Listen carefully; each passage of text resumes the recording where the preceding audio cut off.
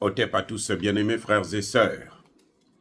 Le ministre de la Défense du Niger, le général Modi, il a parlé. Le Niger est passé de la sécurité sous-traitée à la sécurité assumée. Je m'explique. La sécurité sous-traitée, c'est celle que la France nous a vendue pendant plusieurs décennies.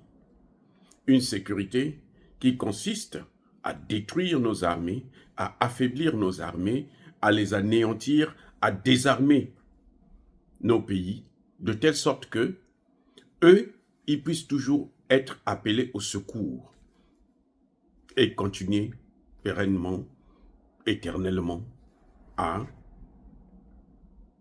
nous faire semblant d'un chaos que eux-mêmes ils organisent, c'est-à-dire les pompiers pyromanes. Ils mettent le feu et comme vous n'avez pas de moyens, parce que eux, ils vous ont privé de tous les moyens, alors qu'est-ce qu'il fait? On est obligé de les appeler et ils viennent, ils essaient de rétablir la situation et ils mettent encore le feu ailleurs, ainsi de suite. Et pendant qu'ils sont en train de rétablir la situation, ils sont en train de piller le pays. Emmanuel Macron a demandé au terreau de tout faire pour que les populations au Niger, dans les zones où il y a l'uranium, le pétrole, le gaz, l'eau souterraine, là, pour que eux, on puisse les appeler pour venir piller. Ils ont mandaté les terreaux à, comment dirais-je, à faire en sorte que les populations puissent fuir le pays, puissent fuir un certain nombre de zones, des espaces qu'ils veulent exploiter l'or et les autres matières premières. Voilà la stratégie des ennemis des Occidentaux. C'est comme ça qu'ils fonctionnent. C'est comme ça. Ils sont comme ça. Et ils n'arrêteront pas tant qu'on ne va pas les chasser de chez nous. Tant qu'on ne va pas couper les relations diplomatiques. Il faut être, mais alors, très sévère. Arrêter les relations. Pas suspendre, je dis bien arrêter. Ils n'ont qu'à rester chez eux. Nous, on reste chez nous avec notre pauvreté. Et on va assumer cela. Donc, le ministre de la Défense nous a sorti là encore des révélations, mais alors, incroyables. Ces révélations sont d'autant plus incroyables que dans plusieurs pays occidentaux, le Niger a des aéronefs qui ont été payés, achetés, l'argent versé, ils ont reçu l'argent, mais ils ne livrent pas la marchandise pour faire exactement ce qui avait été décidé depuis 1885, qu'il ne faut pas qu'il y ait des armées en Afrique. Il faut affaiblir l'Afrique.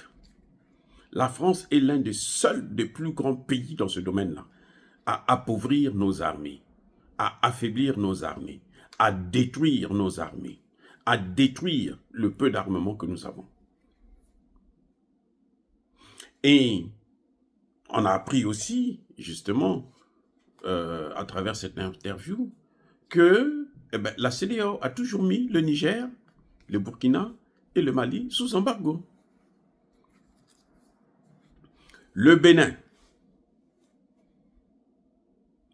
au port du Bénin, il y a des blindés du Niger qui sont bloqués, plus d'une centaine.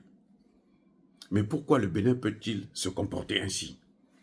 Et on entend Patrice Talon sortir par-ci et par-là que nous n'avons pas de problème avec le Niger. Non, le ministre des Affaires étrangères gringalé, là, qui ne vaut absolument rien, qui est nul, un nulard,